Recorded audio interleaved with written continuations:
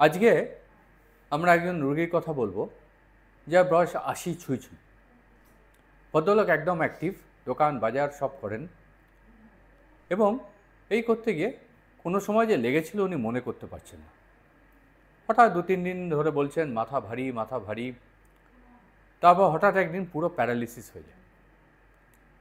তো বাড়ির লোক ন্যাচারালি সবাই ভাবেন যে স্ট্রোক হয়েছে, লোকাল ডাক্তারবাবুর কাছে নিয়ে যান।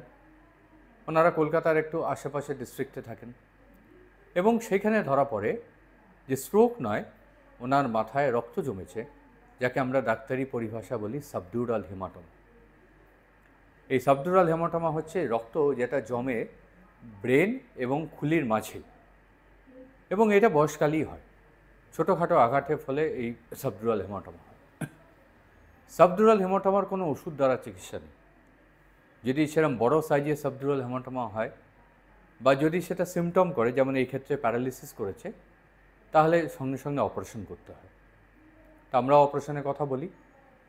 বাড়ির লোক খুব ওয়ারিড ছিলেন, এত বয়সকালে অপারেশন হবে, কেমন উনি করতে পারবেন।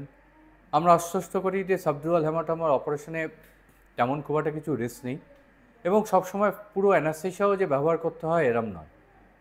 তো ওনাকে কিছুটা ঘুমের ওষুধ, কিছুটা লোকাল অ্যানাস্থেশিয়া দিয়ে অপারেশন করা হয় এবং অপারেশনের পরদিন থেকেই দেখা যায় ওনার প্যারালিসিস পুরোটা ভালো হয়ে গেছে।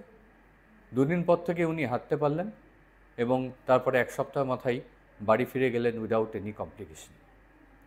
পরিশেষে বলি, সাবডিউরাল হেমাটোমা কিন্তু একটা কমন রোগ এবং এই হেমাটোমা যদি আপনাদের জানাশোনা কারু হয়, তাহলে দয়া করে ফেলে রাখবেন না এবং সঙ্গে সঙ্গে নিউরোসার্জনদের সঙ্গে পরামর্শ করার জন্য অনুরোধ করবেন। নমস্কার।